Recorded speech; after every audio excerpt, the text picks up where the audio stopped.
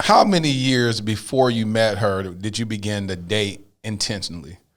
Like, was it a season you went through where you like, I'm not dating nobody, and then you got to a season where you said, I'm just gonna date casually, or were you like, hey, I'm gonna go through my healing and now I'm gonna start dating intentionally? And yeah, you know what? I can't remember exactly. I can't put an exact time period on it, but I do remember a time when I said, okay, I think I'm gonna date intentionally. And what was happening was I was dating a young lady who helped me heal. Talk about that. That was hard. And in so many ways, I probably broke her heart because we were together for a while, but I wasn't free. I'm Latera Sarwicki, and welcome to the Dear Future Wifey podcast. Welcome to the Dear Future Wifey podcast. I'm your host, Latera Sarwicki. Listen, are you still shacking up with us? If you're still shacking up with us, come on, let's go and make a commitment and subscribe. Go and hit that subscription button and subscribe. Listen, today I am so excited. Gosh, you know what? I'm not even going to take a long time to introduce this brother. But one thing I do want to say is that this has been my brother for the past 20 years. And when I say I love this dude, because I love his heart, I love his passion for Christ, and I just love him because he's a good friend. He's a faithful friend. He's just a dope dude. And he has no problem being transparent and honest. We talk about everything. And so it's been a great honor to have him on the podcast today. So without further ado, welcome to the Dear Future Wifey podcast. My homie, Mr. Kenny Lattimore. What's up, my brother? Me, man. I feel like finally. It is, man, finally. You know, we've been in COVID and shooting your wedding and doing all kind of other stuff. So it's been pretty cool. We did the virtual concert a couple of months ago. That's right. And when I need a great producer and somebody to really get video or film me, I always call for Lateris. Yes. I'm just like, I know it's going to be beautiful. I know it's going to look right. My wife was ecstatic looking at the video. And then the videos went viral. Yeah. We had no clue at all. We were just looking at the dance video one day and our opening video. Yeah. The opening when we came into the reception. Right. And all of a sudden, millions of people are watching this video and enjoying it. So you have, I looked around the studio, and one of the things that you have on your door is visionary. Yes. And that's what it is. You have the vision to see things that people don't always see or believe at times.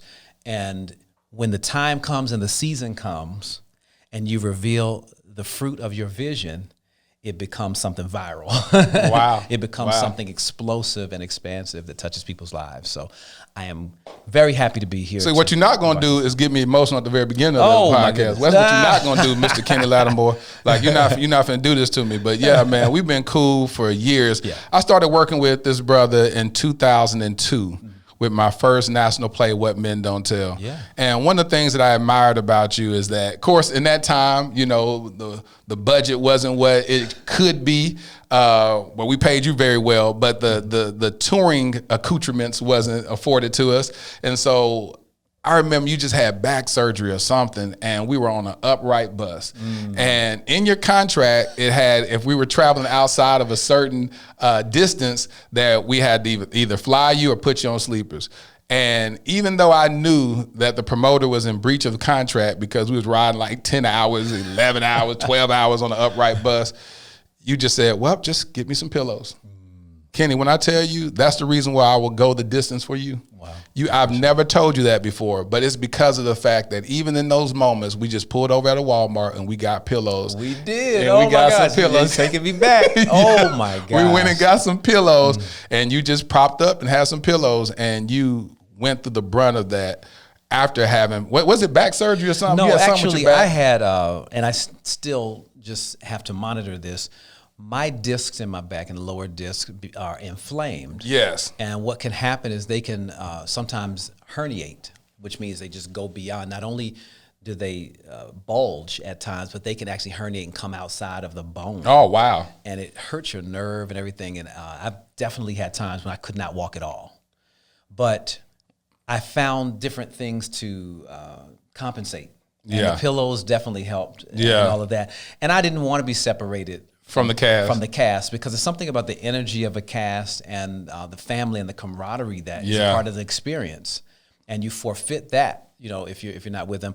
But what's so funny is I would say that was the first real acting role that I ever did too, where I was carrying a starring role. Yeah, and I loved your writing. Thank you. I appreciate it. I love your writing. And I was like, I'll do this. This is great. When I tell you I was so happy, I felt like I done made it. It was my first national play. I was 24 years old, and I had Kenny Lattimore in my show singing for you every single night. Yeah. And you win the song. I had you singing I Won't Complain. Oh, my God. Boy. What was interesting about that time period, too, was as much as I came from gospel music, but I really am more of a pop kind of singer. Yeah. And it was like, feel free and be free. I was like still learning how to be free. I tell this story a lot of times about Rochelle Farrell was the person who challenged me as a singer to be free.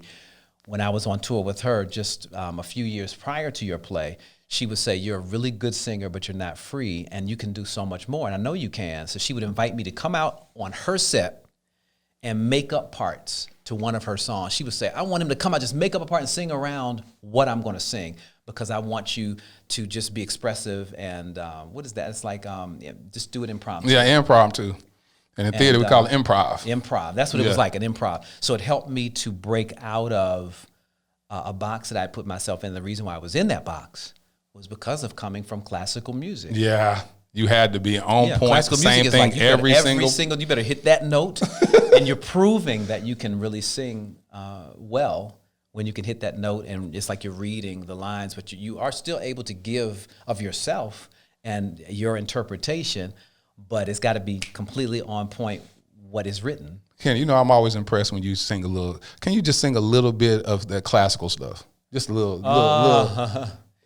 Il bianco e dolce cinio cantando amore. Now, what does that mean, Kenny? I don't know anymore. I sang in 9 different languages growing up. 9? And what were some of those languages? Welsh, Italian, French, Spanish. That was Italian. German. I became a Maryland distinguished scholar for singing a German piece, Ich Coro nicht. And when I went to sing that, it was just like I would have to sit there and I'd have to learn certain aspects of the song. And I know that I knew what every song meant. Yeah. And it was about school. It was about appreciating different styles of music. It was about appreciating the arts and culture and all of that. But it's been so long since I've had to use it. The only song that I really kept doing was the Ich Coro nicht, because it was just a part of a story I was telling, and I didn't think that had much value at one point. Why? I think I just was somebody who I appreciated the scholarship thing. Maybe it's because I didn't take the scholarship. I had this music scholarship, but I ended up going to Howard University for architecture and planning. And I wasn't embarrassed about anything like, gosh, I didn't take the money, whatever. But I think that I just kind of dismissed it because it didn't complete its circle or cycle. Yeah.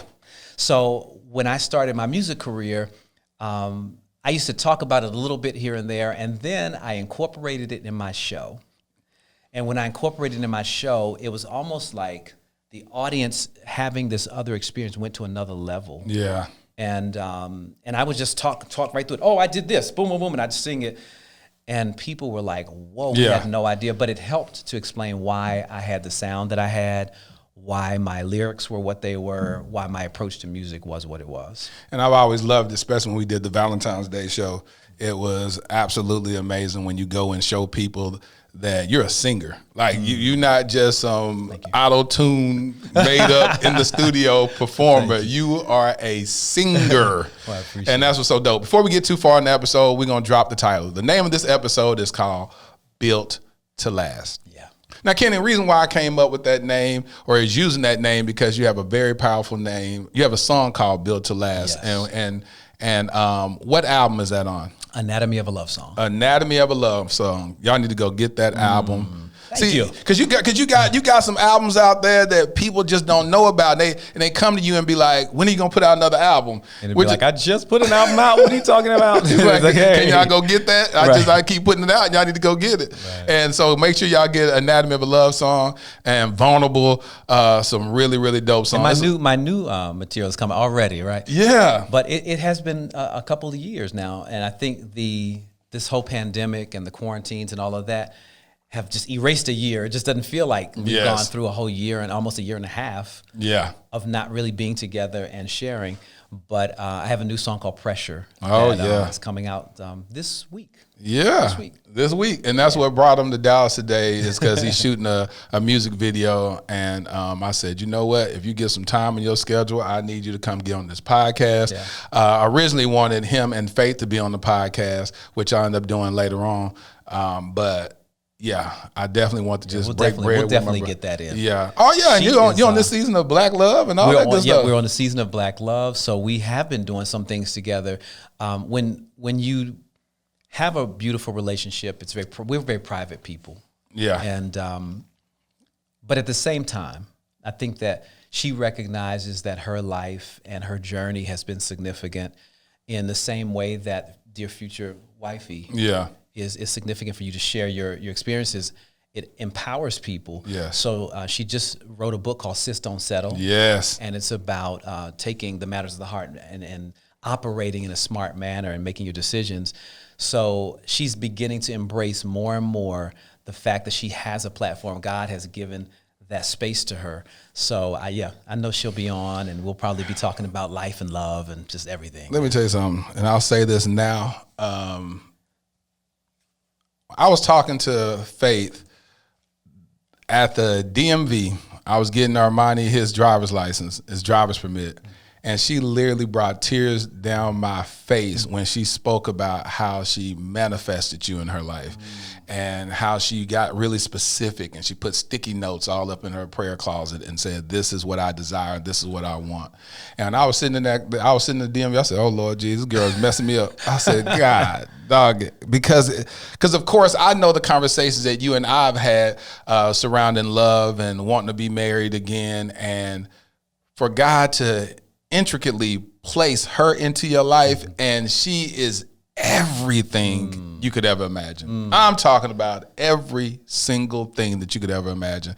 And I literally was sitting at your wedding and tears just streamed down my face as I was shooting. I was like, God, if you did it for him, you can do it for me. Hey, yes. Come on, no somebody. Respective person. No, right. And it blew my mind. But I'll save all that talk when she gets on the podcast and be able to defend herself, defend all her greatness and how wonderful she is. But really, really dope individual. And so, man, so let me ask you this. What has it meant to you to have her in your life? How has that changed your life or changed the trajectory of your life? You know what? As much as I know she's like, I manifested you. We laugh about that all the time. I felt like I had to learn some things about me. One of the greatest things was me figuring out what were my core values, what made me tick, what was important. If I was going to go out and find a help that was made for me, then I've got to be able to say, this is what you're helping me do. This is what you're helping me do. These are my strengths, these are my weaknesses, and be vulnerable, transparent about all of that. And and just take it from there. So then I would be able to, even from a wiser perspective, choose who my partner was going to be. So the manifestation of her in my life has strengthened me. I told her very early when I knew, I said, there's something here. I thought to myself, gosh, if we get married, we're going to do this. Yep. That's all I could do. All I did was that. And it was like God was just showing me. Did you say that to her? I said that to her. And she reminds me of it all the time. She says, wow, you thought this was going to happen. Because when we got together, there was no divorce court. There was nothing. There was a lot of transition. I was coming off of the Vulnerable CD, but I was thinking, okay, what do I want to do next? I'm not really sure. And you was talking about transitioning the whole style of music into I wanted jazz. to do jazz. I wanted to do a Frank Sinatra and Nat Cole because my mother discovered I could sing when I was 12, and I decided at that point to just follow her lead. And she had me studying how how to sing the proper way. But not only was it classical that we talked about earlier, it was the American Songbook. So I was like, this is a great opportunity for me to showcase that and my diversity and maybe go to Vegas or something. I don't know. My mind was just going. So, get your Vegas show. Yeah, get the Vegas show on. That's kind of like what my show's like now anyway. So when she came into my life, and even with the quarantine, not the pandemic, people, not the pandemic, but the quarantine was the best thing that could have happened to our relationship. It sat us down. It allowed us to be in a position of foundational learning of each other. And this is at the beginning of your marriage. Absolutely. Let's put this in perspective. Y'all got married on March the 7th, was it 8th? March the 8th. Mm-hmm. And then the next week, shut down. We even considered getting married on the 15th or something like that. And we were like, no. We're going to go with 8 new beginnings. Yep. And literally, if we had just waited 1 week, it would have been a completely different thing. But we were able to have the wedding of our dreams. Beautiful. Have our friends and family there. No masks and all that. We had no clue. The beauty is that no one got sick either. Nope. Not one person got sick during that time period or from, any COVID-related illness. Right. And it was a beautiful, beautiful thing. And then the world shut down and y'all were quarantined with each other. Yeah. First year of marriage. And I got a chance to see, I used to always call her clear. You are very clear. And I know a lot of people probably can understand this, because to be a judge, to be Judge Faith and stand in front of people, case after case after case, giving them advice, listening to evidence. Yes. And trying to judge what's really happening in a situation on the spot, because that's what it's like. I've gone to the divorce court set. I've gone there to be a part of it. I was in one of the cases, and it's a trip that your stuff is happening in real time, and you're like, oh, okay, you gotta hold it together. She doesn't just hold it together. I mean, she thrives in that. And I used to say, you're a very clear thinker, and her decision making is pretty spot on. Just amazing. I'd be scared to get in an argument with her. Like, all right, okay, you win. All right, right. Court adjourned. You be like, I'm done. Let me go wash these dishes. Right, exactly. Oh my God. You win. But yeah, that's what's so dope about her. One of the things I said and I told her this, I said, when you marry the right person, everybody that's connected to that person gets blessed. Absolutely. And I said, I began to be blessed just by her being in your life, because she's real quick to call me like, hey, Lateris, I need you to do this for me. Lateris, I want you to do this. And she gave me the opportunity to actually produce the show opener for Divorce Court. Yeah. And I would have never met her a day in my life had you never married her. And that is the person she is. When she sits back and there's a relationship and a connection and you've done something of quality, we should let me see, who can I call? Yeah. She literally would do that. There's some friends of ours that she's made several calls when she said, we're going to get this person a show. And there's no connection. She's not going, I'm going to get 10% of it. Or I'm going to, benefit some kind of way. She's just like, this person is worthy to be on this particular platform. And it's what a great heart. Just a great heart and spirit. Powerful word. You said worthy. I love it. That's worthy. Yeah. Built to last. Oh boy, you've been built to last. So when we just came out of Father's Day. Yes. Father's Day was just this past week. And your father. Yeah. And how old is your son? My son is 18. 18 years old. Just graduated from high school, on his way to college. So how's that process has been? I remember when your first wife was pregnant with KJ. And so I literally watched this boy go from the womb to graduate. How has it been raising a young black king in today's society? It's very interesting because I follow a lot of sites that celebrate black fathers. And it's beautiful just seeing the interaction, because I think about what my interaction has been and what my memory is, what I've taken in. KJ was born of C-section.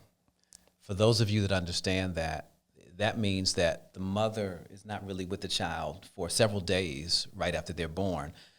But I was able to be with him those first 3 days because she's recovering from the surgery of it. And then at the same time, you still have this new life. he was also born 9 pounds. So he was a big big baby. boy. And he had to be pricked in his feet and all to make sure he didn't have juvenile diabetes, all kind of different things in this process. And so my emotional attachment to him is multi-layered. Not only is he's my son in general, he's my namesake. Yes. We have the same birthday. Listen, they have the same birthday. Yeah. And then, so having all of those things, it almost is not fair at all for me to say this, and I don't put this kind of pressure on him at all. But it's almost like he's me, like another chance of being me. If you can indulge me, I mean, because I know that's a weird thing. I think about all of the things that didn't go so well in my life that people don't know, or just stupid things I did, just dumb stuff. Yeah. And I just go, wow, what if I had this support or that support? You go back and you say, if I knew what I knew now back then, well, what if I take the conscious effort to make sure that he knows what my pitfalls were, and I move him away from those? I wonder what his personality will be. Well, I was definitely shy growing up. Maybe that was my personality all along. I don't know, but I think it's probably because I am who I am now, and I think I have little shy moments, but he was completely free. So the way that he interacts with people, and I think how he even feels about himself, it's just very different from what I felt. It's interesting because I know he's a different soul. He's a completely different person than me. But I just thought, wow, would I have been who he is had I had his life, blase, blase. And I'm not saying that his life is better either, because I don't know, it's tough. Yeah. I'm very grateful for my struggles. Me too. Because my struggles have made me stronger and have made me a better decision maker, have prepared me for the destiny that I have. His destiny being different, I have to leave him that space. But I'm hard on the brother. Yes, I am. Because my mother was a visionary. Yeah. And she was a very clear thinker. And she was some people dream and then some people are visionary. Dreaming is wonderful, where you can say, hey, I wonder if I can do. But when you're a visionary and you begin to plan your life to accomplish based on what you haven't seen, and you begin to see the results of it, you sometimes take off in a way where you leave others behind too.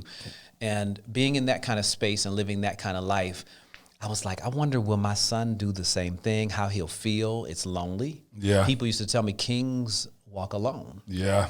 Kings walk alone. I had to tell him those kind of things growing up so that he did not create unhealthy relationships and bonds with people, but that he would still believe in himself. Yes. Have faith in God and believe that he could do anything. So, wow, the process of raising this child as an individual was heartbreaking, yes. Yeah. And heartbreaking because once you raise your child and they get to a certain age, you know that they're going to leave. This is it. Yeah. There were times this year that I said to him, son, you need to use me as much as possible. Oh, I tell that to Armani all the time. Oh, gosh. We had a conversation. Armani, you get the benefit of me. Yeah. Use me, because I'm teaching you some principles right now that's going to carry you through the rest of your life. But take advantage of this. Don't fight it. Don't say you can do it on your own, because you can't. Yeah. You can't. And those are just real things that we know. It's hard when you know something, because I talk to my son. I'm like, son, I'm begging you. I'm not telling you something that I think or that I hope. I'm telling you something that I know and I've experienced. We're men. We're just, it's so crazy because people say DNA or generational curses or spirits or whatever you believe about the transition of who you are to your children. I've sat there and watched my son say things that I said when I was 5. I've watched him do things that I did the same. Oh my gosh. And I'm like, wow. And to the point where you can't even be mad. You can't get mad. All you can do is look at him and just be like, you got it honestly. Did the same thing. Oh, yeah. But what I do love is that he is a creative and can sing. He can sing and write and all that. So I encourage him, excuse me, in all of that. I have him, you can work on my new album. You can sing background vocals for me. You can, you have access to learn every aspect of the business. Yes. The only difference is because of my struggle and because of me not having it, I had a greater hunger for it. Yeah. So this is one thing. So you other fathers out there might relate to this, or parents, period, that we want our children to have better than what we had. It's interesting, though, because sometimes we give them things and it weakens them. Yes. Or it makes them take for granted what they have and they don't realize it. They just don't know because they're kids. Yep. And if somebody told me, come to this studio at such and such time and you're going to be on TV, or come and sing background for, Babyface or somebody, and there's a chance that somebody's going to see you. Nobody's promising me fame or anything. Nope. I was there early. Yep. I was there. I was studied, sweating, because I was like, I've got to impress these people. I've got to, But my son has been around the industry enough. All his life. Which is kind of cool because he has a balanced spirit about it. He's been around celebs. He's been in all of that. So he's not impressed easily. And he's not hungry. And he's not hungry, really. Yeah. But he does have a vision. Yep. And that's what I appreciate. And he has a vision that he sees it in real time, yeah. which actually increases his possibility. Absolutely. Because he goes, I'm already there. Yeah. You know what I'm saying? As a matter of fact, Dad, I'll sing on your next gig. I'm like, what are you talking about? Oh, no. I was like, oh, no. You going to sing on my next? How do you determine that you're going to sing on my next gig? That's not yours. It's not yours to determine. And who says there's going to be another gig that you can sing? You just lost your spot. You lost your spot. I haven't talked to him like that. You lost your spot, dude. And we'll see when the next time you go. But that's a part of the parenting in our industry, in the entertainment industry, where we love our kids. We're going to extend to them whatever we think is going to give them a one-up. Because why is he going to start from zero? You better not start. I would never let you start from zero. Not at all. And not have all of the knowledge and support that you could possibly have. So what I do love is I love to see him writing, and I love to see that he can sing. I mean, we were singing doing concerts where when we would harmonize, I'd have to say, wait a minute, is that you or me singing that note? Very impressed. That's dope. I mean, that's dope. Yeah. That's dope. So when your first Father's Day, let me ask you this: how did it feel to even give birth to a son? Did you already know it was going to be a son, or? Yeah, I knew he was coming, and I remember just trying to name him, and I was like, right now, I couldn't figure out just KJ. I don't know. The responsibility of naming him was overwhelming to me. The whole idea of having a son kind of goes back a little bit to what I was saying about him being another me. Mm-hmm. I think I just wanted to protect him.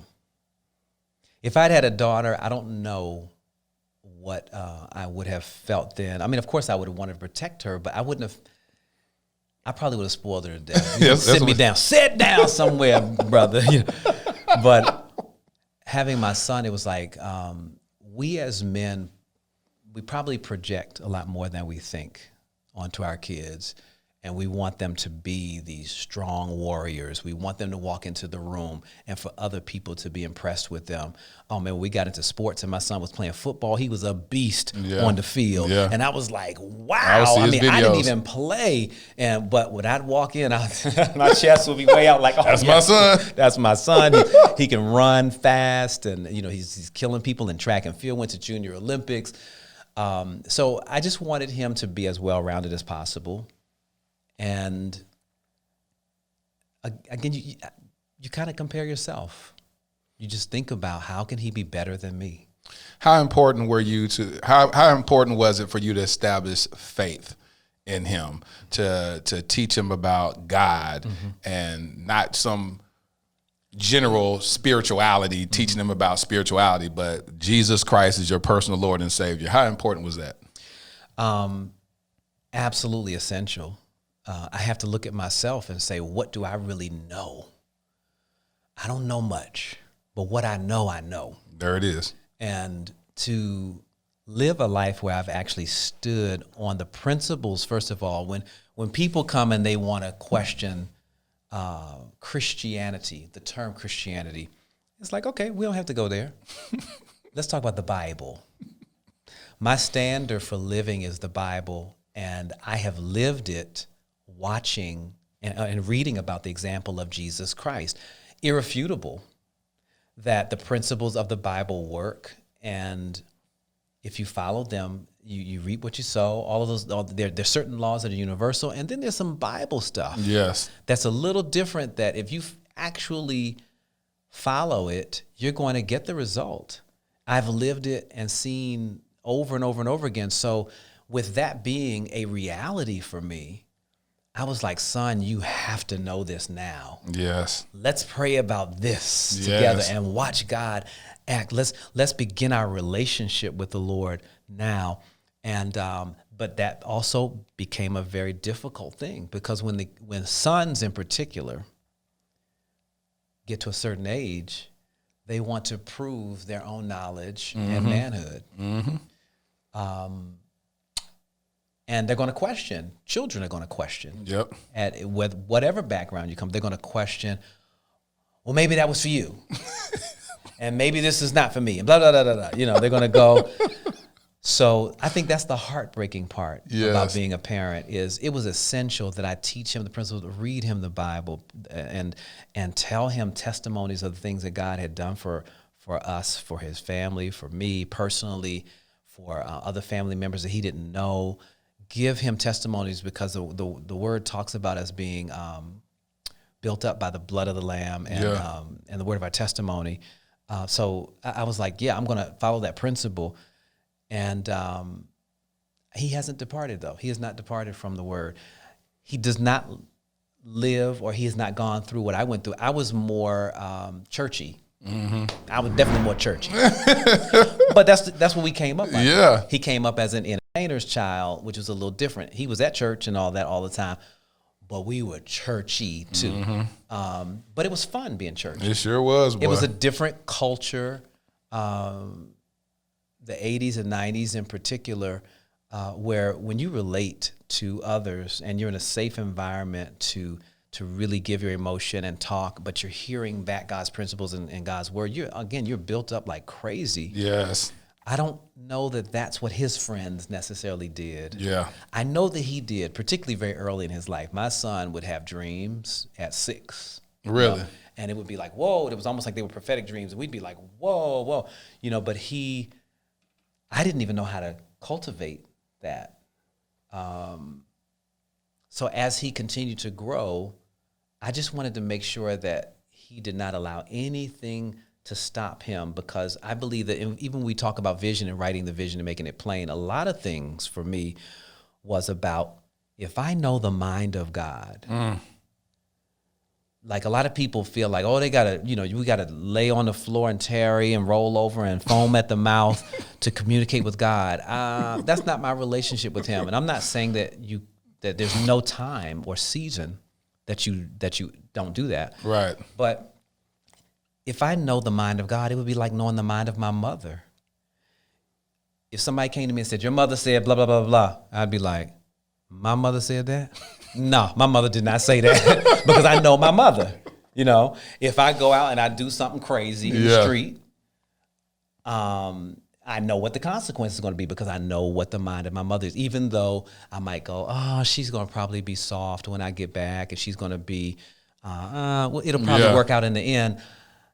If I still feel like, but she's going to be so disappointed, I know the mind of my, because we have relationship. We've spent time together. That's all I really want him to have, so that when he goes off and he leaves me, I want him to be in a position where he can say, this is what I prayed about and I asked the Lord about, and this is how he guided me in my journey. That's going to be the ultimate. That's it. Ultimate, yeah. That's it. But you witnessed something that was very powerful, and that brought me and my whole house to tears. And that was before I got married to Faith. We were sitting in the house, and men had come over to my house. I know a lot of people have bachelor parties, and they go to Vegas and strip clubs and whatever else they do, But because of who I am, and who my friends are, they came to my house, and men came to say, we're going to pour into your life. We had a words of affirmation ceremony. We had a words of affirmation ceremony. And my son came in towards the end, and he began to affirm me.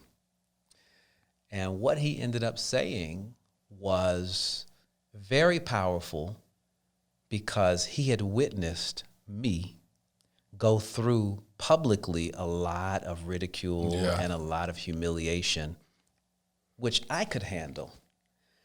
But the people who decided to carry out what they wanted to carry out never considered Your my son. How he would feel about it. And what ends up happening is, I know who I am. It was just like, oh, son, it's okay. You know, I know who I am, and nobody else has to. As long, this is one of the principles I told him. Jesus went through exactly what I'm going through, worse than I'm going through it. Yes. Far worse than I'm going. Who do men say I am? He, at one point, he asked his disciples, who do men say I am? They said, oh, well. John the Baptist reincarnated, this. I mean, they really said he was the devil, too. They said he was everything, right? After him, he knew he was going to sacrifice his life. And it's like, man, but these people, they saying this about you. But what did he do? He turned to those who he knew were in relationship with him, and he said, who do you say I am? He said, you're the Son of Man. That's the way I had to communicate with my son. Son, who do you believe I am? So not to veer off too far, he began to affirm me by telling me who I was.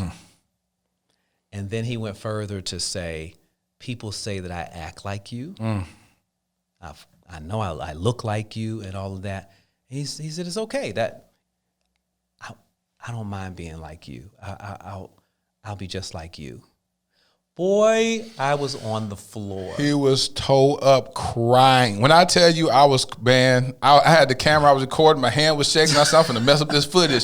Because that's all we want as men. That's all we want as fathers for the son, because they fight against us so much that when they actually have this moment, like the prodigal son had, it says, and then he came to himself. And so it's your son coming to himself and says, I want to be just like you. It's like, yeah, and you're making a public statement of that in front of all these men, and I'm making sure I don't cry right now. Boy, it was like I was shaking, because also you don't know what your children have seen or heard. Yikes! When you're a famous person, you just really don't know. Yeah. You don't know what sidebar conversation somebody didn't have with him at school, or what type of ways or that he may have had to defend himself. Himself. And he had to do that. He was bullied and all kind of stuff that nobody talks about. But now that he's 18, I can say these things. You have not heard me say one thing, and I won't. I'm never going to go and say anything crazy anyway. I'm not the kind of person that's like, let me go back and expose this and get this straight and all that. It's not important. It's not important. But what was important was that I protected him in the process, so that he never felt less than, he never felt torn apart by my words or my actions towards him. And once he became a man, I mean, we still have to have our battles. So I'm being transparent that even in all of that, we still have our battles. Of course. Because he's becoming a man, and he's got to test things. He's got to test the waters. I am the safest person that he can test it with, because he knows you ain't going nowhere. I'm not going anywhere. He can go crazy and say stupid stuff to me or whatever, or and when I say stupid, I mean, I'm not talking about asking questions. I mean, he can say some crazy, disrespectful stuff. Wow, yeah, why are you saying that to me?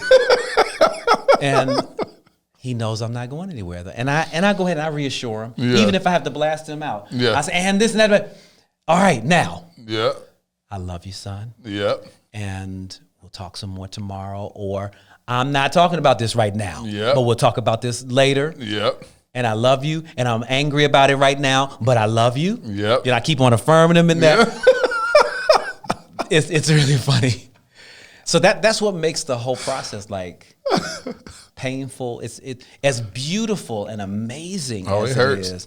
It hurts because they have to grow up, and they have to be become who they're going to become in Christ and in themselves. Armani and I, we be having those moments. We ain't had nothing in about a good, maybe a month, but we had those moments, and I be like, Armani, God, why you always want to fight against me? What's wrong? Like, chill. No, you don't know everything. Parents don't know everything. Adults don't know everything. I said, this joke. I said, Lord, no one's saying we know everything. I'm saying I know more than you. Let's start there. I know more than you. Right. No, that's cap. That's cap. I said, oh, now you gonna say I don't know more than you? You trying to say I don't know more than a 17-year-old boy? Right. Man, you be like, wow, I'm gonna move out. When I get 18, I'm gonna move out. I said, I'm telling you, it's grown folks that want to go move back in. Why you trying to move out? It's grown folks that wish they can move back in. It's like, true. You don't realize it. And it's like, I just look and I said, guys, don't. I said, why are you bent on making your life difficult? Because I said that my goal is to make your life easier. That's my whole goal. Yeah. I said, but you just want to make it difficult for no apparent reason. You want to fight for no apparent reason. You want to buck the system. And I said, it's going to be a time where you have to move out. But that time ain't right now when you're 17. Yeah. I told my son that too, because initially my son wanted to come out of high school. He wanted to get an apartment with some friends and go to college in state. And all I could think of was, what?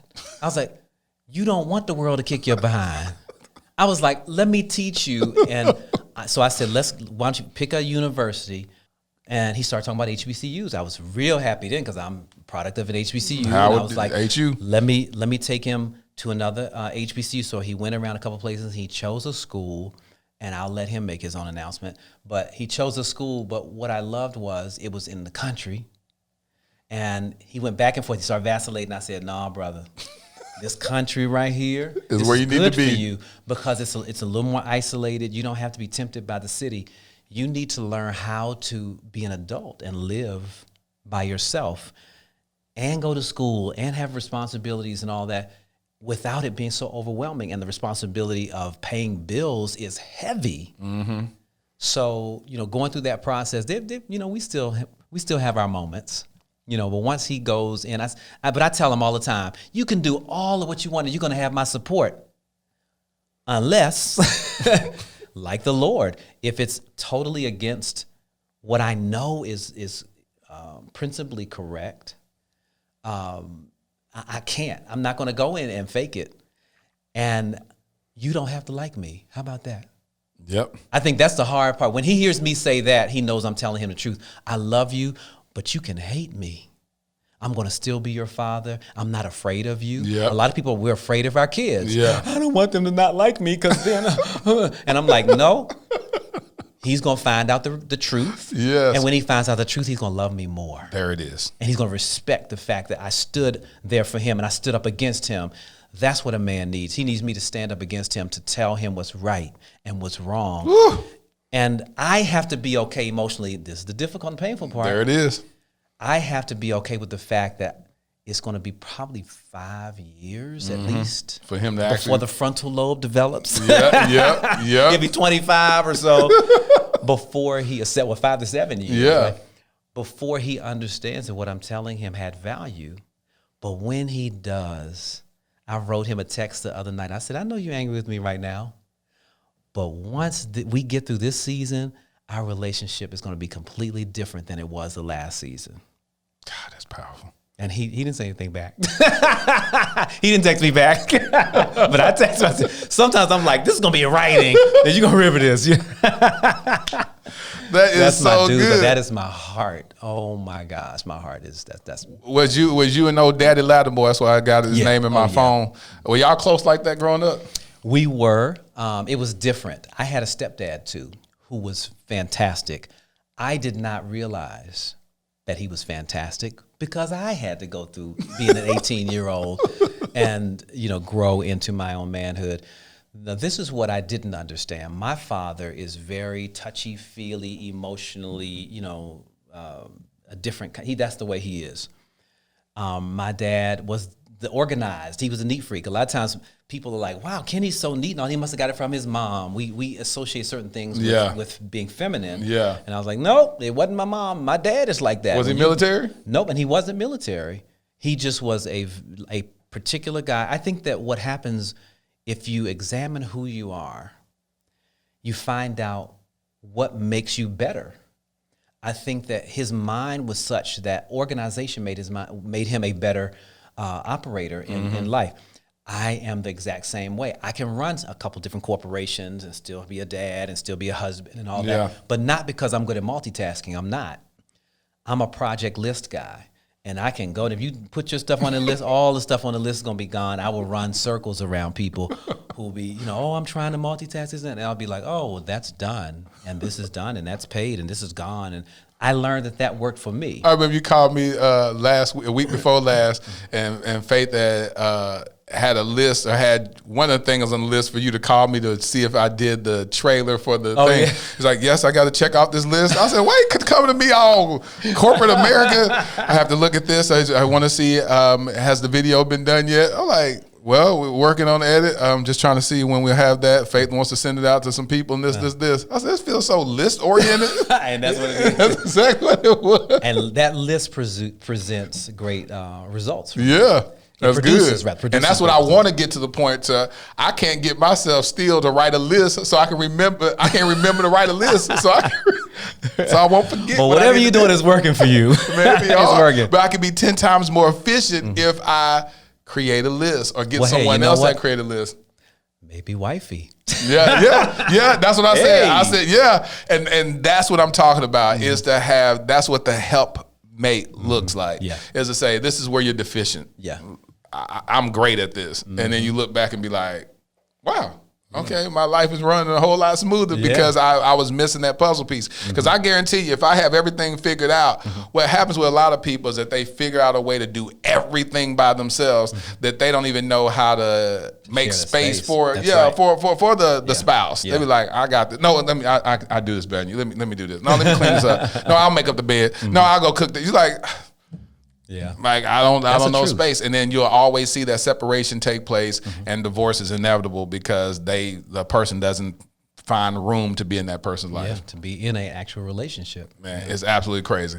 Well, when you looked at, it was a post that I made on Facebook a couple of years ago, and I talked about a conversation you and I had about you were traveling you was about to do a show in South Africa, and you said, you know what? We were in the car, we're driving down the street. You said, one of the things that I said, you're about to get ready to go do a tour through South Africa. You said, you know what? And it's kind of bittersweet because I go to some of the most beautiful places and I'm putting these stamps on my passport, but I wish I was putting these stamps with my wife.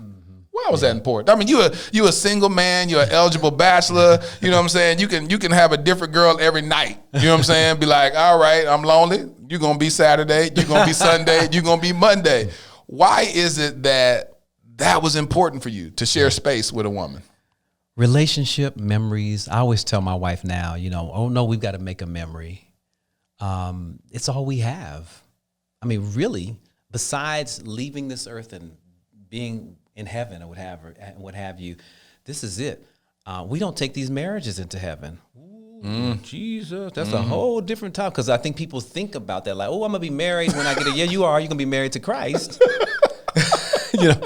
But you're not taking. And then the people that have been multiply married, you're not taking all those words. Take it out into heaven, right? So this is it, and it's like when I started thinking about, wow, oh my gosh, I'm looking at X, Y, and Z.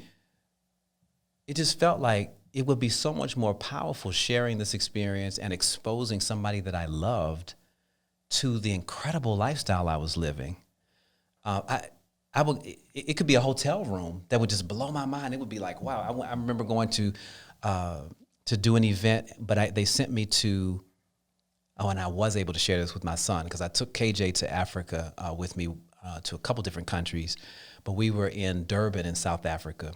And they gave us, there's a place called the Carkloof Spa. Yep, I'm going to go ahead and just give them some advertisement.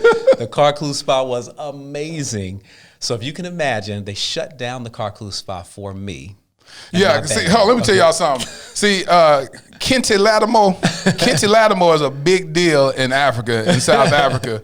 And it's like freaking royalty. So when he say shut it down, he means shut it down. Literally, it was just my band and I at this resort.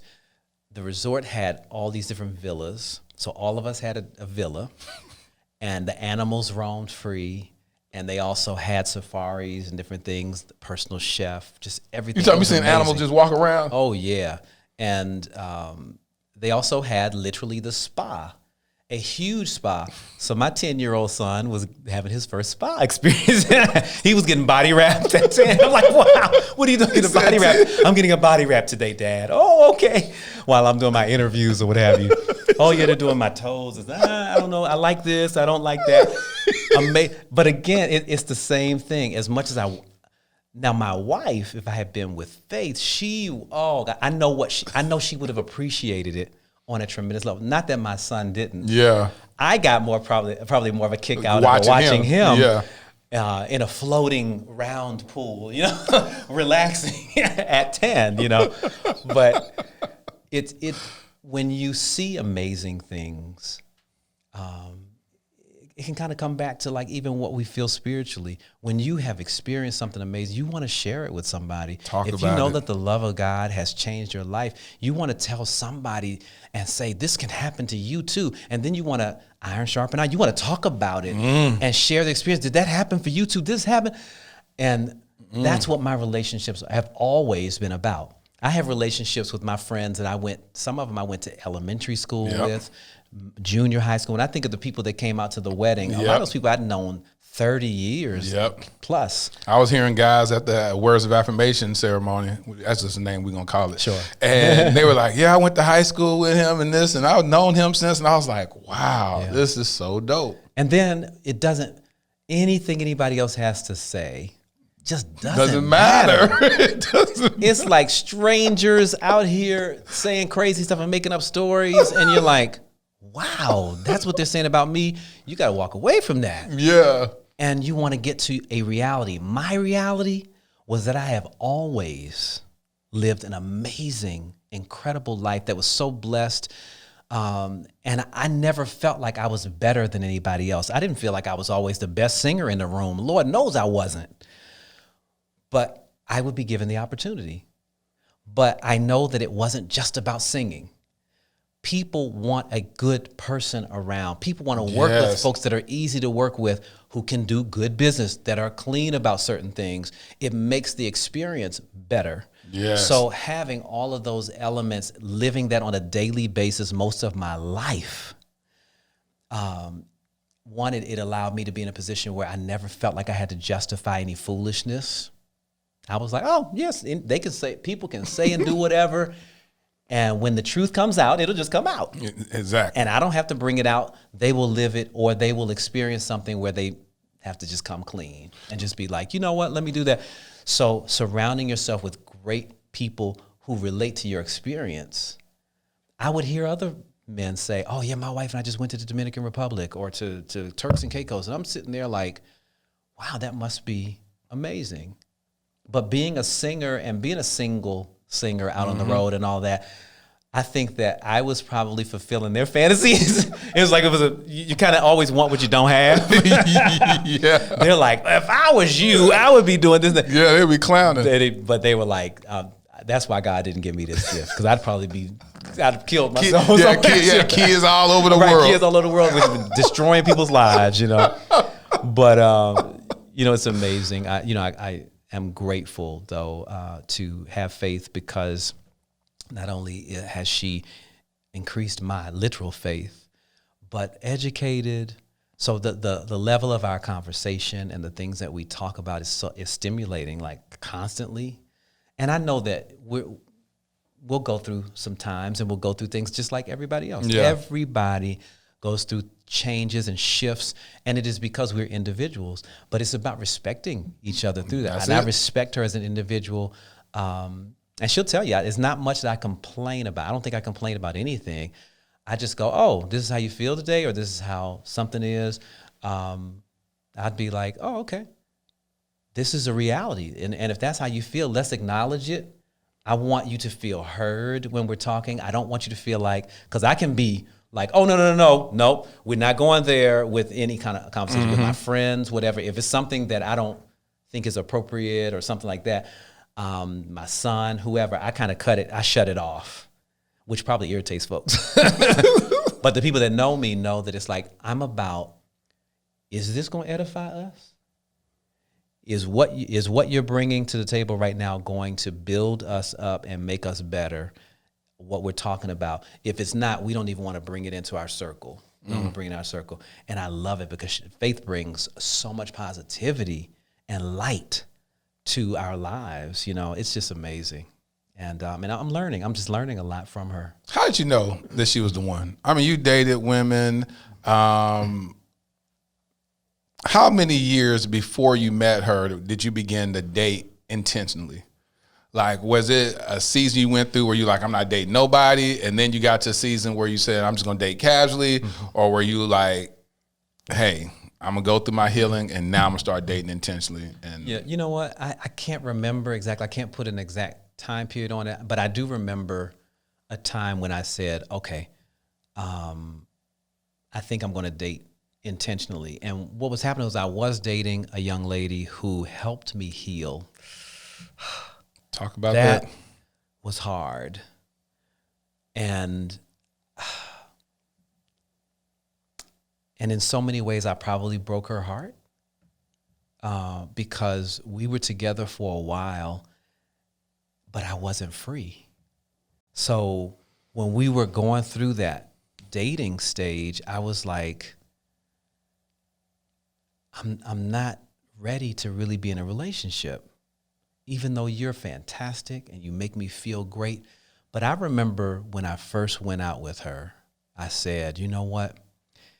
If we are not each other's future, I just want you to know that every man is not a dog. Every man is not going to try to hurt you and all of that.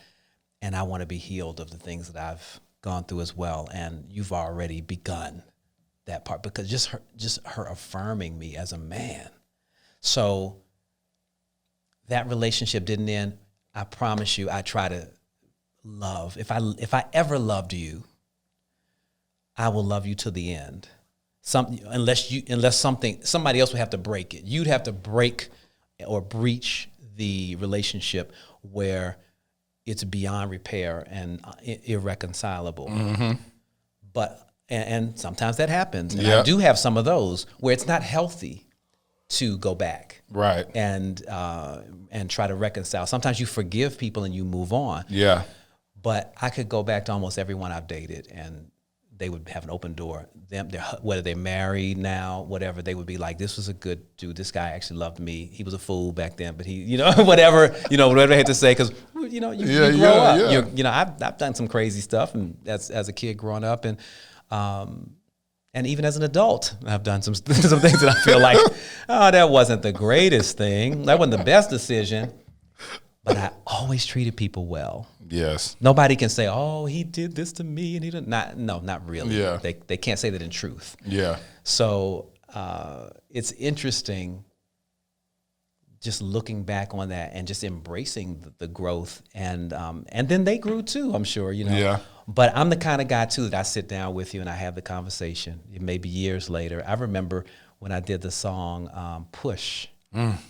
Pushed You Away, worst move I made. There was a relationship I had with a young lady, and I sat down with her, and I'll never forget. I did have my push you away moment with her. Before I started my career, I was dating this young lady, and I was getting ready to move to New York, and I said, time for me to let her go, because she's not going to survive what I'm going to have to go through to become the recording artist that I need. And I'm not going to have time to minister to her. And she probably was okay. The problem was that I didn't involve her in that decision. I know you just made that decision. I just made that decision for her. And I was like, you can't handle it. You can't handle it. The reality was I could not handle it. Yes. And it probably was still noble. What I was saying was, I'm not going to be able to give you the attention that you deserve for us to really be in a relationship. Yeah. I told her that 15 years later, like 15 years, we were sitting somewhere because, again, I've kept all of my relationships. But she stood there and she looked at me and she said, I could have handled it. And I said, I apologize. I never gave you the opportunity. We didn't try to get back together. We didn't try. It was nothing like that. It was really quality. I am just very happy and blessed that I have been with some very quality women through the years. So when it was time that I felt like I wanted to date for marriage, I knew that I had to do something different for myself. And that was when I started saying, what are my core values? Who am I? What do I think I need?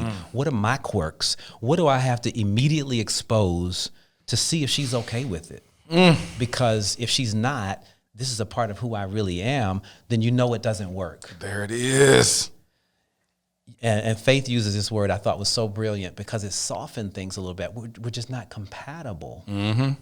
Sometimes people are not as compatible and they force themselves into these situations, and sex is not going to do it. Nope. You know, just people talking about, you know, the Lord told us that y'all supposed to be together. They ain't I've gonna seen do so it. many people break up. You even loving Christ. Come on, talk about it. You got to really go down. It's the day-to-day that gets you, as they say, as some people say, rather. It's the day-to-day that if you don't like who I am, it's not going to last. It's just At not. all. So I got to a point where when I went out with Faith, I was very like, I'm interested in really dating and finding my wife. I don't know that there's a time period where we go, this is the one because, I just know that this is the one. I think it's more, it's a decision. You decide to love someone and decide to sacrifice. So let me kind of circle back to the term of knowing that that's the one. Knowing that I was willing to sacrifice and become a partner with this person is what I want to make broader, so that people don't feel like it's a magical thing that happens. Oh, he walked in and he knew she was the one. Yeah. He walked in and saw her and he knew that he was willing to sacrifice something and go into partnership with her. Not that she was the one, because then we want to, when stuff don't go right, we want to blame it on God. God, I knew God. Like, no, God ain't schizophrenic. God didn't tell you one thing 1 minute, and the next thing he told you, no. You made a decision to marry that person based upon what you desired, and you felt like that person could reciprocate. Yeah. And when it changed, that, you know, you take that. And some people, when you speak with them about what they want and who they are, don't always say the truth. They don't. They don't always. And you gotta, and if you make a decision to be with them, you have to live through that. You just have to live through it. And I don't think people intentionally do it. People are afraid. Who wants rejection? Nobody wants to be rejected. They see something good or that has potential to it, and people become who they think you want them to be. Yes. I was talking to a friend last week, well, I guess about 2 weeks ago, and she said that she would never tell a guy how many guys she had slept with. And I said, not even your husband? She's like, no, because men can't handle it. I said, the man that's not for you can't handle it. I said, the one that is for you, he has to handle it. I said, because the reality is, if a woman can accept me, that's the reason why this podcast is so important for me. I said, journey with me as I discover, uncover, and recover love. The discovery phase is what you were talking about. What is it that you want, Lateris? Who are you? Let's go ahead and get healed from some past hurts, and let's address those things. And let's uncover who you are and what it is that you truly desire. Because other than that, you start making up stuff and be like, well, no, I know the Bible says that I'm supposed to do that. I'm supposed to do this. You know, I did that the first time. And I said, and I married an amazing woman. But the reality is that, who am I? What is it that I desire, and what helps me get through my day to day? When you get honest and transparent with yourself and say, this is what I want, then you manifest that in your life. You start saying, this is what I desire. You can meet, I meet a lot of dope women, a lot of great women, but I don't believe they're my purpose partner. When you meet your purpose partner, then you go, there it is. There it is. And it's about knowing you. Faith, she made a list. She had 50 items. I had a list. I don't know if it was 50, but it was a lot of items. But more of the items reflected who she was and what she knew she deserved in a relationship. And mine the same, as opposed to it being, well, I want, you know, some of it's just fun stuff too. There's nothing wrong with saying this is what I'm attracted to. But it helps you when you make that list to narrow down what's really important. Those core values. Those You keep core saying, things, you yep, keep saying those core things values. that are foundational to who you are. I have some friends of mine who take care of their parents, and they're like, well, if I get married, my parents come along with the package. Yep. Those are things that you need to say. Yes. You don't pretend that you're doing something else and then come back and be like, well, now that we married, my parents need to live with us. And then they're like, what? No, I don't want the parents living with me, but they're my parents. No. Yeah. Because everybody comes from a different background. That's so real. But it's about communicating who you are, and that's what we did. That's what we did. And through that is when you start to go, oh, yeah, this is definitely the one, if you will. I can make this decision that I'm willing to go through this journey. And the things that I don't know, because I don't believe that I know it all, just because of the positive things that I know right here, there's going to be, you begin the journey and you begin the ride, and things begin to shift and change your relationship. One of the things that that we're learning now, which is really funny, is, okay, I'm back to work. We didn't live my regular work schedule for a year and a half. Yep. So now it's like, wow, I'm back to work. This is a very different thing. I've learned that I have to be very intentional about the time that I spend with my wife, the time that we communicate. And sometimes I'm tired. Sometimes I'm sure she's tired. She travels as well.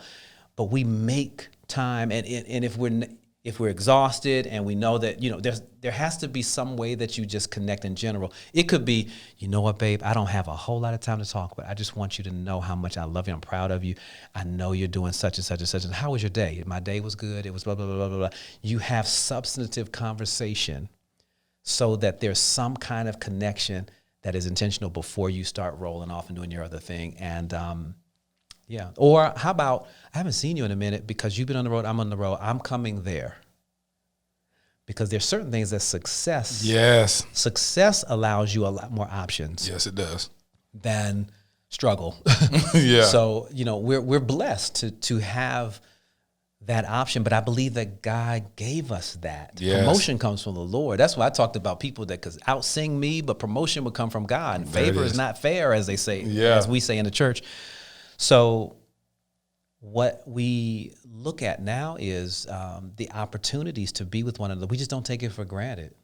It's like, okay, let's sit down and look at our calendar. Okay, vacations. I never planned vacations because I spent time in places all over the world that were amazing. Yeah. Now I have to stop and go, yeah, we need a vacation, a real vacation. What's a real vacation?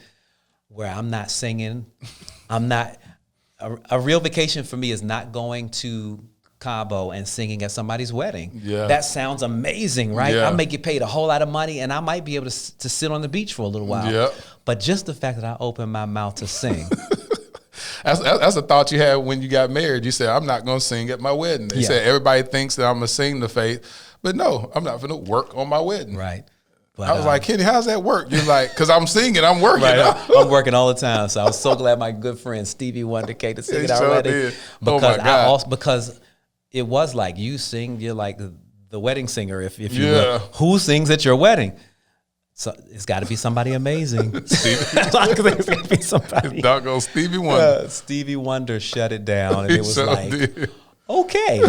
Talking about what? There was no question after that. It was like, Kenny, okay. Who? Kenny Lattimore, yeah, exactly. It was like, yep. He didn't have to open his mouth at all. Nobody missed my voice. I missed you when doggone Stevie Wonder showed up. I was like, Lord Jesus, boy. That was really, really dope. Man, I'm going to ask you this. This is one question that, like this season, I'm going into the marriage vows. As we get further along in the season, I'm gonna unpack each marriage vow. Okay. But one thing I want to ask you, a reflective moment, is what is the biggest thing that you learned about yourself after coming out of the divorce? After coming out of divorce. When the divorce happened in your life. The biggest thing I learned about myself was that I was actually okay. I knew that I was a good husband. But I started thinking deeper And I'm not saying the perfect anything. I wasn't the perfect anything, but I know I was a good husband. I never treated anybody poorly. But I started thinking about how I communicated. And it goes back to that list again. If you communicate who you are and shut stuff down in the beginning, this is not cool with me. And this is a tough one, because a lot of times people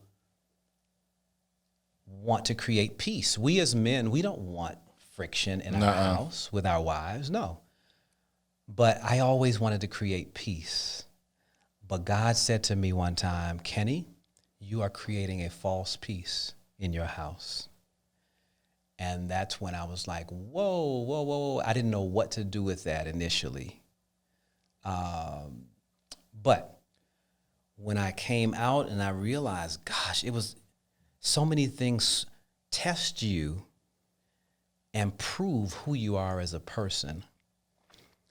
The one thing that I came out knowing was I was the person that I said I was from the beginning, which was a good thing for me. Again, I'm not talking positive. I'm not trying to make y'all think, Kenny Lattimore is the best thing since whatever. Yeah.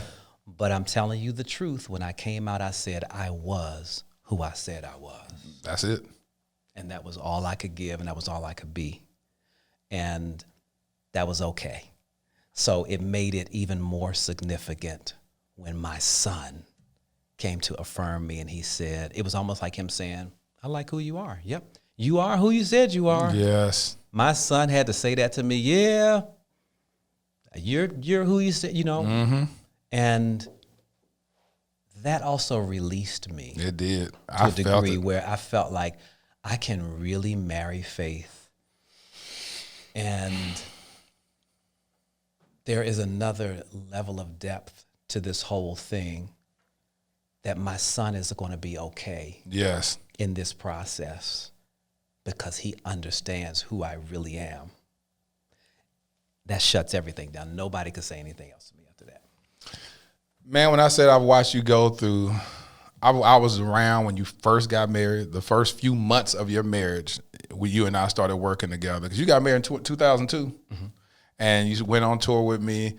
And I don't know, you just always been consistent. That's one thing I can say about you is that you've been consistent. And everybody that spoke about you at your words of affirmation ceremony was that you just been consistent. Like that's just who you are. And so I just want to salute you, black man, for being who you are. Thank you. For being a man of God, for being someone that we get on the phone, we'll pray together. We'll drive down the street and talk like little girls and talk about love. You know what I'm saying? Talk about love. Because most time people don't think that men actually talk about marriage and talk about wanting to find the one and all that. And you were one of those people that I could do that with, and even write a Dear Future Wifey letter on Facebook and say, Kenny, to say Kenny Lattimore and I, we had this conversation yesterday, and as I go to get my passport for the very first time, I'm thinking about this conversation that he and I had that says I want some stamps on that bad boy with my purpose partner, and it's like we don't realize the seeds that we're planting inside our brother's mind and hearts because of just manifesting love and being okay with not feeling like, instead of, you and I have never had a conversation about, man, we finna go smash some chicks. We finna go do this. We finna go. This wasn't who we were. Yeah, it's like something totally different. But I can tell you, when I was 10 years old and you met my buddy Mark. Yep. You met some of those guys I was with. We were 10 years old. We used to talk about, we'd ride our bikes and pretend that we were taking our wives somewhere on a bike. But what's so crazy and so visionary even about that, we came from visionary mothers. Everything that we dreamt when we were children came to pass. Every single bit of it. To him and his wife being at my wedding with Faith and me, at our house, staying at our home, being a part. My career, what he wanted to do with his career, where he wanted to live. He wanted to travel the world, and he traveled the world. He became a part of the military and learned that whole system. and went into the Air Force and traveled the world. And then he used to say when he was little, I'm coming back to my hometown and blah, blah, blah, blah. And I used to think to myself, this is crazy. Came back to his hometown. He came back for his family. He said, I want to help my family and all that. And now he's with his family because our parents are, of a certain age and all of that now. So it wasn't just about who became famous or whatever. I watched my buddy Mark fulfill every dream that he accomplished. He's celebrating 25 years of marriage right now. That's dope. Shout out. And he's away. And that's how we came up. But again, we came from strong women. And another buddy of mine, Anthony Jones, we were talking because he said, you know what? I remember Miss Sonia. I remember your mother. I know your sister. You have very strong women in your household. So that's what I was attracted to. So when I look at, Faith having her own career and her own, destiny of who she is, it's not intimidating to me. It reminds me of what I'm familiar with. Yes. So I appreciate it a lot more. Where some guys might be like, oh, no, and this and that, I can't, because I never had insecurities about it. Even if she made more money than me, if she, had more in demand. Hey, during the pandemic, everybody got a chance to flip and do whatever. Yeah. And I was like, okay, I'll be a house husband. For real. Yeah. But a house husband don't mean I'm going to sit. I'm not the type of person. I just couldn't sit around. It was like, how can I make her life better? How can I make everything really nicer while, she carries things and I go back to work? I'm just returning to work. Yep. So, but that's what a marriage is about, though. Yeah. What you're talking about is straight teamwork. It's like, there's no such thing as, oh, well, you ain't doing this and I'm doing that. If you are purpose partners, because you're able to just, work in tandem with each other and say, hey, listen, right now you doing this, now I'm finna do this. And there's no ego tripping. I've never witnessed that from her where she's making you feel less than. And I did a photo shoot with her that time and you were just, I was like, see, that's what I'm talking about. Kenny but I think about two things. First of all, marriage is not 50-50. Get that out of your head. Yeah, you think totally. that, because if you want that, then you need a roommate. You need just some friends that you share a house with. It's not 50-50.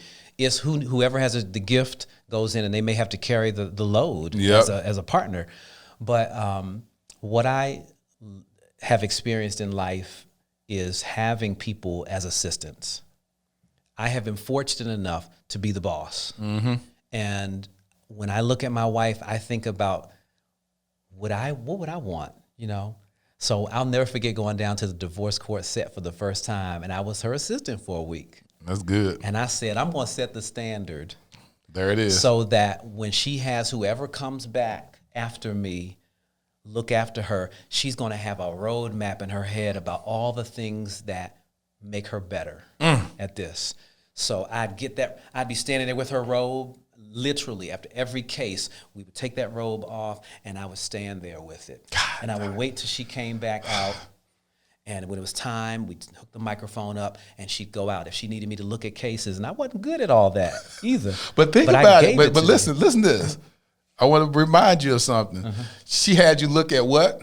The cases. And think about your earlier career working as not a paralegal. You were working at a law firm. You were working at a law firm. I worked at a law firm. Think about that. That is an interesting thing. So there's a certain appreciation that I have for her preparation, for her dedication and knowledge of the law. Yeah. And those are other conversations we can have because I worked at a law firm. I was in human resources. Yeah. But I still learned so much about various aspects of the law. And see, I never forgot about that because you said that. That's so true. That's so and now here you are, got a judge. Destiny. Destiny. Those seeds that be planted, you can't make this stuff up, man. And then she, on the other hand, was a singer when she was in the Miss America. Yeah. That's her gift, or what do they do? Her talent was singing. So it was so funny. She used to sing Regina Bell's songs, like If I Could, which was Nancy Wilson also did, and then Regina Bell did a version, If I Could, or I Dream in Color. She'd sing those songs, and then Regina Bell was a friend of mine. Yeah. And it'd be like, hey, I'd be like, oh my God, Regina, we did our Christmas and Love Have you introduced her to her? Yes. Yeah. I don't think that they physically got a chance to see phone. When I did my Christmas in Love tour before we were married with Regina, we were just dating. I got a kick out of it because I was like, wow, this is amazing how close things are. It's like 3 degrees of separation, Yep. you know? So it's just been a blessing. I watch how God just orchestrates everything. Yeah, man. That's so dope. All right, so Kenny, I can't let you leave the podcast without blessing people with the song, the namesake of this episode, Built to Last. A lot of people haven't heard this song, and this song speaks volumes to parents, to just the culture that we're in. United States just passed Juneteenth as a national federal holiday, and our people, as African Americans, have weathered some of the most detrimental travesties that a people could ever go through. And when we're talking about relationships, we're talking about divorce, we're talking about people journeying through their single season, looking for their future purpose partners, then I want them to be encouraged to know that what God has done for them and what God has built them for is to last and weather every storm. So I want to close this episode out with just a little snippet of Built to Last. You got it in you? All right, let me pull it out. Go me. Now sing like I taught you. These hands were made for battle. These feet were made to march till the end. These wings are strong enough to fly. They may have been bruised, but they're new again. It's only scars, they're just a stain. But this life has thrown it all. But this heart, it was built to last, and it's still beating. Heart was built to last. This heart was built to last.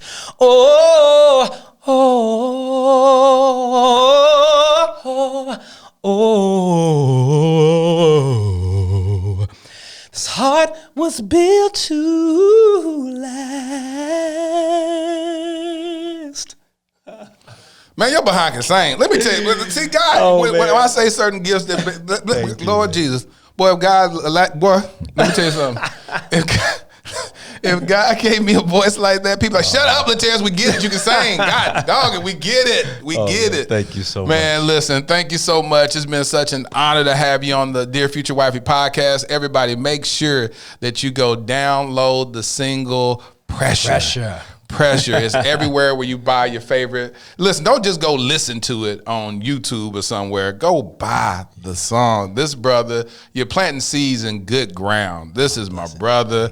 I just want to just take this song over the top. Like let's show the record labels that my brother is worth investing in, and it's good seed, good brother. And make sure that y'all get the album when it drops.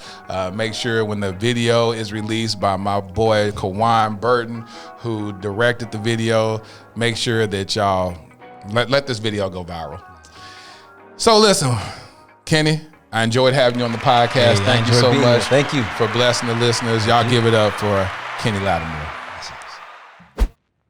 Discover, uncover, recover love with the new Dear Future collection. The journey starts from within.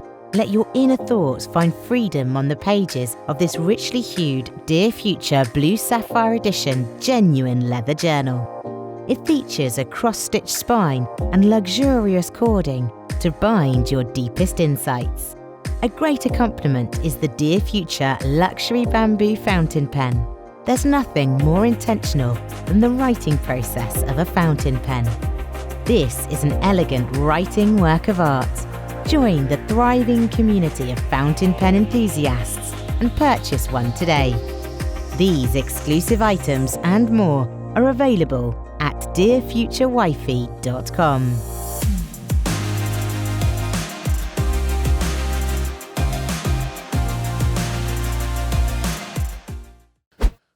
When I tell you I really enjoyed talking to my boy, Kenny Lattimore, I mean, that's my boy. I love that dude, and to see him be married, to link up with his purpose partner. When I tell you it brought tears to my eyes at the wedding, as y'all heard, it was an honor to shoot it. It was an honor to capture that remarkable, memorable event. But here's my favorite part of the podcast where I manifest my future wifey. Dear future wifey, we are built to last. We were forged in our individual struggles to become fortified as a couple. Through our trials and tribulations, we became overcomers in preparation to overcome any obstacle that arises in our union. I don't have any reservations you'll be all that I need. I'm confident in knowing the Lord heard the faintest desires of my heart, and you will be the personification of love. I get insanely excited knowing we'll walk hand in hand through this thing called life. Think about it. We'll be partners in freedom, partners in faith, partners in our dreams, partners in love, partners in purpose. We'll be purpose partners, unstoppable. God took out his anointed chisel, shaped and molded us, and built us to last. What God has joined together, let no man put asunder. Your future hubby. Thank you for listening to the Dear Future Wifey podcast. Remember, be lit, live intentionally and transparently, and don't stop loving. Make sure to subscribe to our Dear Future Wifey YouTube channel. We're available on Apple Podcasts, Google Podcasts, Spotify, and Stitcher. We welcome your support. Simply share our podcast with your friends and family.